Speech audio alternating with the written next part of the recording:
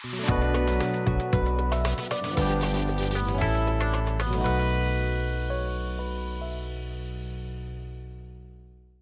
शॉपिंगला जाता का?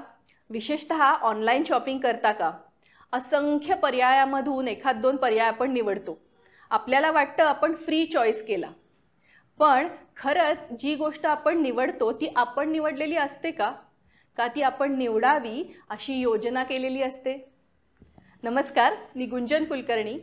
मनस्वास्थ्य या विषयावरच्या माझ्या यूट्यूब चॅनलमध्ये ध्यानी मनीमध्ये तुमचं स्वागत आहे. एखादी गोष्ट आपण निवडणं, मग ती वस्तू असो, विचार असो, भावना असो, ह्या सगळ्या गोष्टी निवडण्यामध्ये सोशल मीडियाचा काही हात आहे का, हे आपण आजच्या व्हिडिओमधून बघणार आहोत. त्यामुळे आजचा व्हिडिओ शेवटपर्यंत जरूर बघा.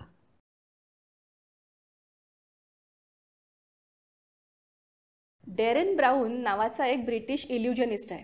इल्युजनिस्ट म्हणजे जादूगार. तर त्यांनी 14 वर्षापूर्वी एक प्रयोग केला होता. त्याच्यामध्ये त्यांनी एका तरुण मुलीला सांगितलं की एका मोठ्या 3 मजली दुकानामधून, खेळण्यांच्या दुकानामधून एक खेळणं निवडायचं आणि तिने ते घ्यायचं.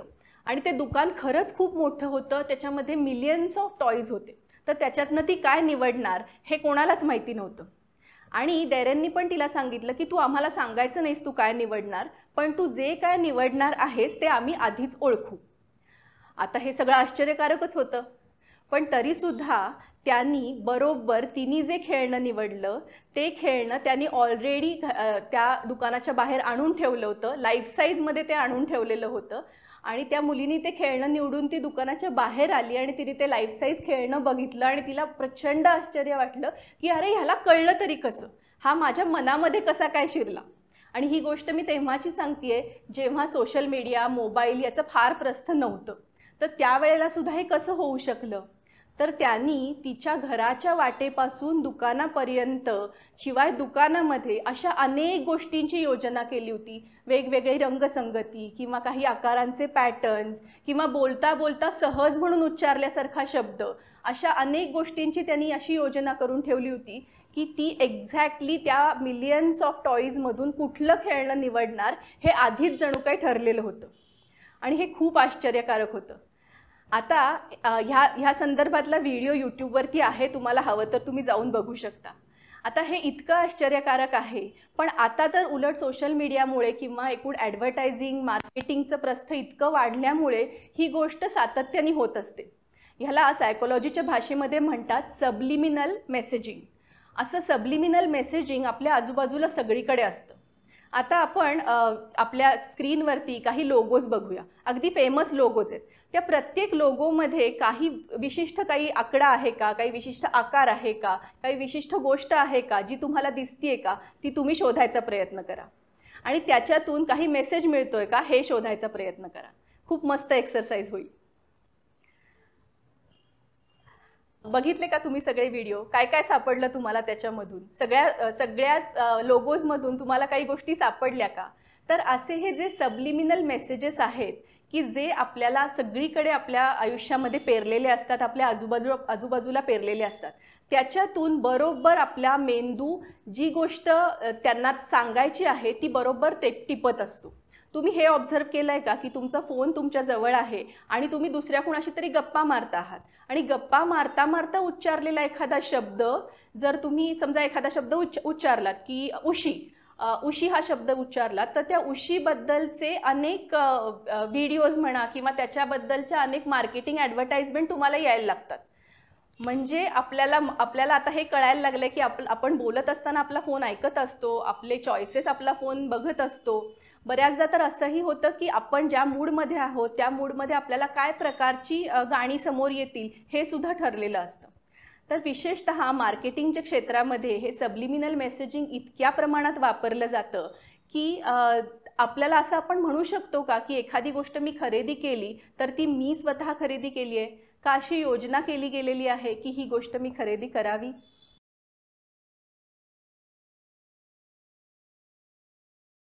परवा माझा एक मित्र म्हणत होता की आजकाल सोशल मीडियावरती एकतर ह्या टोकाची मतं असतात नाही तर त्या टोकाची मतं असतात आणि ती सगळी मतं इतक्या तीव्रपणे मांडलेली असतात की आपल्याला कुठली तरी एक बाजू तरी घ्यावीच लागते. तुम्हालाही असं वाटतं का?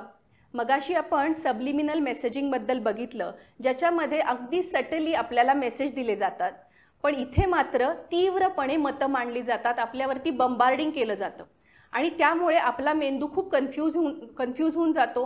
काही गोष्टी टिपत असतो तो सातत्याने, काही गोष्टी सतत त्याच्यावरती आदळत राहतात आणि मग काहीतरी निर्णय घ्यावा असं होत राहतं. तुम्ही कधी एखाद्या शॉपिंगच्या वेबसाईटवरती गेला आहात का आणि तिथे खाली असं लिहिलेलं असतं की ही ऑफर फक्त काही वेळापुरती मर्यादित आहे आणि खाली एक डिजिटल क्लॉक पण असतं ज्याच्यामध्ये मिनिटं, सेकंद आणि काही वेळेला मिलीसेकंद पण असतात आणि ते सगळे आकडे भरभर फिरत असतात आणि आपल्याला अशी घाई होते तयार की आपल्याला आत्ताच घेतलं पाहिजे हा निर्णय, नाहीतर ही ऑफर गेली तर मग आपल्याला काही मिळणार नाही आहे आणि ह्याच्यातून आपण पटकन निर्णय घेतलाय असा भास तयार होतो. पण तसा आपण जेव्हा निर्णय घेतो तेव्हा त्याच्याबद्दल कन्फ्युजन पण होतं ना, हे घेतलं ते बरोबर आहे का, ह्याच्यापेक्षा दुसरं काहीतरी मिळालं असतं का, अरे ही ऑफर नंतरही मिळाली असती का, असे मनामध्ये विचार येतात. या अर्थी आपण काही खरंच विचारपूर्वक निर्णय घेतलेला नसतो, हो की नाही. तसंच आता मध्ये व्हॉट्सअपवरती, म्हणजे आता कोविडच्या काळामध्ये विशेषतः व्हॉट्सअप युनिव्हर्सिटीवरती माहितीचा महापूर आला होता की हा काढा घ्या, हे रोगप्रतिकारशक्ती वाढवणारं औषध घ्या, हे काहीतरी औषध घ्या, इतक्या रुग्णांची संख्या, इतक्या आता ऑक्सिजन्स मिळत नाही आहेत. सतत ती माहिती बंबार्ड केली गेली होती आणि त्याच्यातून मनामध्ये भीती तयार झाली. ॲक्च्युअल भीती होतीच, त्या आजाराची भीती होती, त्याच्याबद्दल जे काही हाहाकार उडलाय त्याची भीती होती, पण त्याच्याच बरोबर घरात आपल्याला वेळही होता आणि त्याच्यातून सोशल मीडियावरती ह्या सगळ्या बंबार्ड होणाऱ्या बातम्या होत्या आणि त्याच्यामुळे आपल्या मनामध्ये अजून जास्त भीती आणि अँझायटी तयार होत होती. कोविडच्या नंतर अँझायटीचे पेशंट्स खूप वाढलेले आहेत, ह्याची तुम्हाला कल्पना आहे का. लोकांना विशेषतः स्वच्छतेबद्दल अति जागरूक होणं किंवा OCD हे पण प्रमाण खूप वाढलेलं आहे लोकांचं. तर मग हे सगळं कशामुळे होतं, तर सतत ह्या बातम्या आदळत राहिल्यामुळे. आत्तासुद्धा तुम्ही बघा, सोशल मीडियावरती विरुद्ध मतं तितक्याच तीव्रतेने जोरदारपणे मांडलेली असतात आणि मग त्यावेळेला आपला मेंदू कन्फ्यूज होतो की हे निवडायचं का ते निवडायचं. त्यामुळे एक विचार करूया की आपली जी मतं बनलेली आहेत आज, आपले जे विचार बनलेले आहेत ते सुद्धा खरंच आपले स्वतःचे आहेत का हे असल्या कुठल्या तरी बंबार्डमेंटमधनं तयार झालेले आहेत.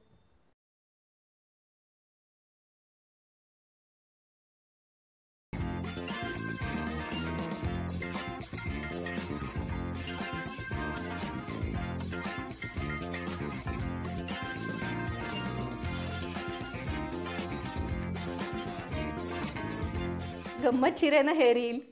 आपलंही होतं का असं, आपण आजकाल शॉर्ट व्हिडिओज, रील्स खूप वेळा बघतो आणि त्याच्यामध्ये आपला तासनतास वेळ जातो. का बरं जातो. बऱ्याचदा एखादं रील आपल्याला आवडलं की ते आपण सेव्ह करून ठेवतो, काही वेळेला परत बघतो आणि काही वेळेला ते फक्त सेव्हड राहतं. एखादं मोटिवेशनल रील समोर आलं की आपण एकदम भारावून जातो. आपण ठरवतो की चला आता उद्यापासून ह्या 7 हॅबिट्स फॉलो करायच्या म्हणजे करायच्या आणि दुसऱ्या दिवशी काय होतं, एखादं नवीन मोटिवेशनल रील समोर येतं आणि आपण त्याच्याने भारावून जातो. हे असं चालूच राहतं आणि त्याच्यामुळे प्रत्यक्ष जग आणि आभासी जग याच्यामध्ये अंतर पडत जातं. आपण अजून एक व्हिडिओ बघूया. हमारी साइंस की किताब नेहा से वापस ली. क्या समझती है वो अपने आप को, मेरे खिलाफ षड्यंत्र रचेगी. दिया, उसका पाला मुझसे पड़ा है और मैं उससे बदला जरूर लूंगी. वो मेरे पंजे से बच नहीं पाएगी. दिया, ये तुम बस देखती जाओ माँ. आता ह्यातला गमतीचा भाग सोडला तरी सुद्धा त्याच्यामधले षडयंत्र किंवा बदला किंवा रेड फ्लॅग्स, गॅस लाइटिंग असे शब्द आपल्यावरती सतत बंबार्ड होत जातात वेगवेगळ्या रील्समधनं आणि मग आपण आपल्याच आयुष्याबद्दल शंका घ्यायला लागतो. अरे माझ्या बाबतीत तर असं होत नाहीये ना, माझ्या नात्यामध्ये तर असं होत नाहीये ना, माझी सासू तर असं वागत नाहीये ना, माझा नवरा तर अशा पद्धतीने माझा गैरफायदा तर घेत नाहीये ना, असे विचार आपल्या मनामध्ये मग घर करून बसतात आणि मग त्या विचारांमुळे आपला ताण वाढत जातो. बऱ्याचदा हा ताण इमॅजिनरीच असतो, खरा नसतोच. काही वेळेला एखाद्या व्यक्तीच्या सक्सेस स्टोरीनी आपण भारावून जातो आणि मग आपल्या मनामध्ये आय वॉन्ट इट ऑल असा एखादा ग्रह तयार होतो आणि मग ते सुडौल शरीर असो, फिटनेस असो, एखादी नितळ त्वचा असो, एखादा सक्सेस असो, एखादा अवॉर्ड असो, हे सगळं मला मिळायला पाहिजे असं मनामध्ये तयार होतं. आणि मग एखादी गोष्ट मला हवी म्हणल्यानंतर ती त्या सेलिब्रिटीनी किंवा त्या व्यक्तीनी कशी फॉलो केली हे आपण शोधायला लागतो.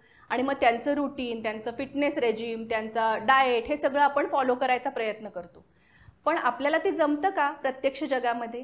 का नाही जमत बरं? कारण ह्या सेलिब्रिटीजच्या मागे बऱ्याचदा त्यांना या सगळ्यासाठी मदत करणारी एक्सपर्ट्सची आणि हेल्पर्सची टीम असते. ती कुठे आपल्याजवळ असते. आणि शिवाय आपलं घर, कॉलेज, शाळा, शिवाय आपलं काम हे सगळं सांभाळून आपल्याला हे जमणार असतं का? आपल्याला एवढा वेळ देता येणार असतो का? आणि तो देता येणार नसतो. पण तरी मनामध्ये मात्र वाटत असतं की नाही, मला हे मिळवलं पाहिजे, मला हे कमवायचं आहे. तर मग अशा वेळेला पुन्हा एकदा मला काय वाटतं आहे आणि मला काय मिळतं आहे याच्यामध्ये अंतर पडत जातं आणि त्या अंतरामुळे स्ट्रेस वाढणारच ना.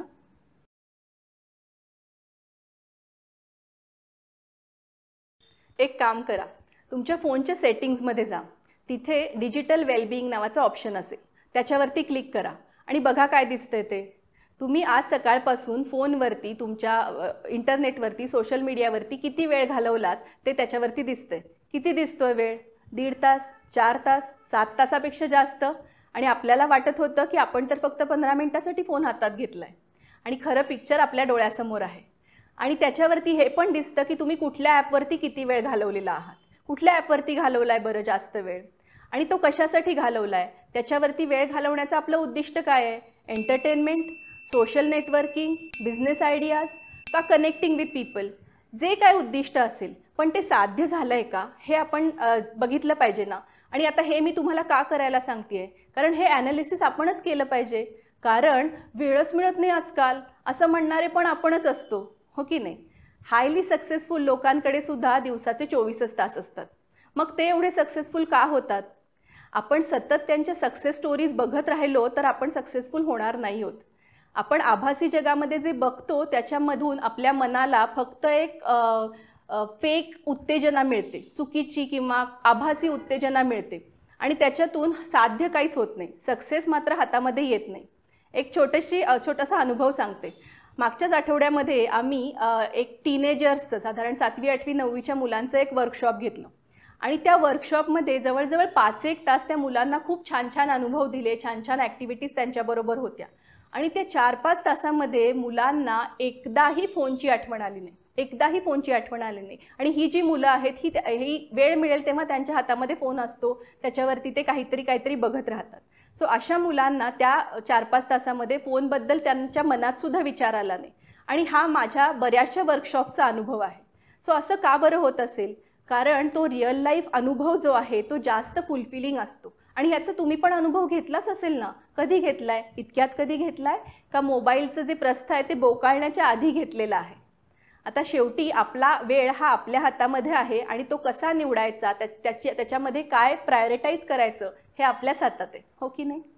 आपल्या नकळत कंट्रोल केला जाणारा आपला शॉपिंग एक्सपिरियन्स, सततच्या बंबार्डमेंटमुळे आपल्या मनामध्ये जे मतं येतात, जे विचार येतात त्याच्यावरती होणारा इन्फ्लुएन्स, किंवा प्रत्यक्ष जग आणि आभासी जग याचं आपल्या मनामध्ये पडत जाणारा अंतर, आणि दिवसाचे तासनतास सोशल मीडियावरती आपला व्यतीत होणारा वेळ, हे सगळं बघितल्यानंतर मनात काय विचार येतो? बापरे, हे कठीण आहे सगळं. आणि मग पुढचा प्रश्न मनात येतो की मग ह्याच्यावरती काय करता येईल? चला बघूया काय करता येईल ते. यावर उपाय म्हणून आपण काही नियम पाळूया. पहिला नियम, माझी प्रायोरिटी माझी ग्रोथ. जी गोष्ट माझ्या विकासामध्ये, माझ्या ग्रोथमध्ये भर घालत नाही ती गोष्ट मी करणार नाही. मग खरेदी करण्याची वस्तू असो, एखादा विचार असो किंवा एखादी संधी असो, ते मी करणार नाही जर ते माझ्या ग्रोथमध्ये भर घालत नसेल. केवळ सोशल मीडियाचा ट्रेंड फॉलो करायचा म्हणून, फॅशन आहे म्हणून किंवा अवेलेबल आहे म्हणून, दुसरं काही करायला सुचत नाही आहे म्हणून मी हे एखादी गोष्ट करणार नाही किंवा मी माझा वेळ, पैसा आणि ऊर्जा याच्यावरती व्यतीत करणार नाही. हा नियम आपल्याला पाळला पाहिजे. दुसरा नियम म्हणजे कुठल्याही वयामध्ये माझी प्रायोरिटी ही माझी क्रिएटिव्हिटी असायला पाहिजे. आजकाल अनेक घरांमधून 60तले 70तले निवृत्त झालेले लोक मोबाईलला डोळे लावून बसलेत, हे तुम्ही पाहिलंय का? किंवा सर्रास टीव्ही समोर बसलेले दिसतात. त्यांनी तरी काय करायचं? त्यांना काहीतरी करमणूक हवी ना, असं एक्सप्लेनेशन दिलं जातं. त्यांच्या आयुष्यामध्ये एंटरटेनमेंट हवी, अगदी मान्य. पण एंटरटेनमेंटच्या पलीकडे सुद्धा सोशल मीडिया त्यांच्या आयुष्यामध्ये खूप मोठा इफेक्ट करतो आहे. काही वेळा तर असं लक्षात येतं की सायबर क्राईमला बऱ्याचदा सिनियर सिटीजन्स बळी पडतात. हे कशामुळे होतं? किंवा काही वेळेला सोशल मीडियावरती खूप बंबार्डिंग असतं, काही मतं सांगितलेली असतात, पॉलिटिकल व्ह्यू पॉईंट्स मांडलेले असतात, निगेटिव्ह न्यूज असतात. ह्या सगळ्याचा परिणाम त्यांच्यावरती होतो. शिवाय TV वरती ज्या सिरियल्समध्ये काही वेळेला कटकारस्थानं दाखवलेली असतात त्याचासुद्धा परिणाम मनस्थितीवरती होतो. या लोकांना बाहेरचं किंवा घरातलं फारसं व्यवधान नसतं. अशा वेळेला त्यांचं मन हे असं निगेटिव्हली भरून जाणं चांगलं आहे का? विख्यात सायकियाट्रिस्ट डॉक्टर आनंद नाडकर्णी यांची जी IPH म्हणून संस्था आहे ठाण्याला, त्या संस्थेमध्ये सप्त सोपान नावाचा एक कार्यक्रम खास सिनियर सिटीझन्ससाठी चालतो. ह्या उपक्रमामध्ये सिनियर सिटीझन्सना वेगवेगळी कला आणि कौशल्य शिकवली जातात आणि त्याच्यातून फक्त त्यांचा वेळ रमवणं किंवा मन रमवणं, वेळ घालवणं असा उद्देश नसून त्या वयातही त्यांनी क्रिएटिव्ह राहावं, आनंदी राहावं, समाधानी राहावं आणि ती त्यांनी त्यांची प्रायोरिटी मानावी असा त्याचा मुख्य उद्देश आहे.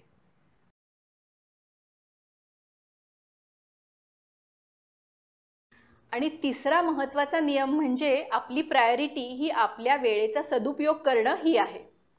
आपण एक व्हिडिओ बघूया. एक प्रोफेसर होते, त्यांनी एकदा त्यांच्या क्लासमध्ये काही गोष्टी आणल्या. एक मोठा काचेचा जार आणला, काही मोठे दगड आणले, काही छोटे खडे आणले आणि वाळू आणली. आणि मग त्याच्यानंतर त्यांनी त्या ग्लास जारमध्ये सुरुवातीला मोठे दगड घातले आणि मग मुलांना विचारलं, भरला का हा जार? मुलं म्हणाली, हो भरला. त्याच्यानंतर त्यांनी त्या जारमध्ये छोटे छोटे खडे घातले आणि ते खडे मोठ्या खड्यांच्या मधल्या जागेमध्ये जाऊन बसले. त्यांनी परत मुलांना विचारलं, भरला का जार? आणि मग मुलं म्हणाली, हो भरला. त्याच्यानंतर त्यांनी सँडचा बॉक्स घेतला आणि ती सगळी सँड त्या ग्लास जारमध्ये मोकळी केली आणि ती सँडसुद्धा त्या मोठ्या खड्यांच्या आणि छोट्या खड्यांच्या मधल्या बेचक्यामध्ये जाऊन बसली. आणि त्यांनी विचारलं, भरला का आता जार? मुलं हसून म्हणाली, हो भरला. मुलांना कळतच नव्हतं की पुढे काय होणार आहे. प्रोफेसर म्हणाले की हे जे मोठे खडे आहेत हे आपल्या आयुष्यातल्या महत्त्वाच्या गोष्टींना रिप्रेझेंट करतात, म्हणजे अभ्यास असेल, काम असेल. तसेच हे छोटे छोटे जे खडे आहेत ते आपल्या आयुष्यातल्या कमी महत्त्वाच्या गोष्टींना रिप्रेझेंट करतात, जसं की आपले छंद असतील किंवा मित्रमंडळींना भेटणं असेल. आणि शेवटचे जे सँड आहे त्या अतिशय कमी महत्त्वाच्या ज्या गोष्टी आहेत, जे एंटरटेनमेंट आहे त्याला रिप्रेझेंट करतं. आता मला सांगा की सँडनी जर आपण आधी सगळा जार भरून टाकला तर मोठ्या दगडांना आणि खड्यांना जागा राहील का? नाही राहणार ना. मग जर आपण आपल्या एंटरटेनमेंटवर किंवा सोशल मीडियावरती किंवा अतिशय कमी महत्त्वाच्या गोष्टींवरती जर जास्त वेळ घालवत असू तर आपल्या ग्लास जारमध्ये म्हणजेच आपल्या दिवसभराच्या वेळामध्ये आपल्याला मोठ्या आणि महत्त्वाच्या गोष्टी करायला वेळच मिळणार नाही. आपल्या वेळेचा सदुपयोग करण्यासाठी, चांगल्या प्रकारे टाईम मॅनेजमेंट करण्यासाठी आपण आयझेनहॉवर मॅट्रिक्सचा उपयोग करू शकतो. त्याच्यामध्ये आपण आपल्या आयुष्यातल्या इम्पॉर्टंट आणि अर्जंट गोष्टी ठरवू शकतो आणि मग कुठल्या गोष्टींना प्रायोरिटी द्यायची आणि कुठल्या गोष्टी अजिबात करायच्या नाहीत हे आपल्याला समोरच दिसू शकेल. आणि अशा प्रकारे चांगली टाईम मॅनेजमेंट केली तर आपणही हायली सक्सेसफुल होण्याचे चान्सेस वाढतात. इतरांच्या सक्सेस स्टोरीज रील्सवरती बघून आपण सक्सेसफुल होणार नाही हे आपल्याला माहिती आहे, हो ना. सगळं जग जेव्हा सोशल मीडियाच्या इन्फ्लुएन्सखाली आलेलं आहे, अशा वेळेला हे काही नियम जर आपण काटेकोरपणे पाळले तर आपण आपलं आयुष्य जास्तीत जास्त समृद्ध आणि क्रिएटिव्ह करू शकतो. आणि त्यासाठी हा व्हिडिओ तुम्हाला उपयोगी पडेल याची मला खात्री आहे. अशाच माहितीपूर्ण व्हिडिओजसाठी माझ्या चॅनलला लाईक, शेअर आणि सबस्क्राईब करा. धन्यवाद.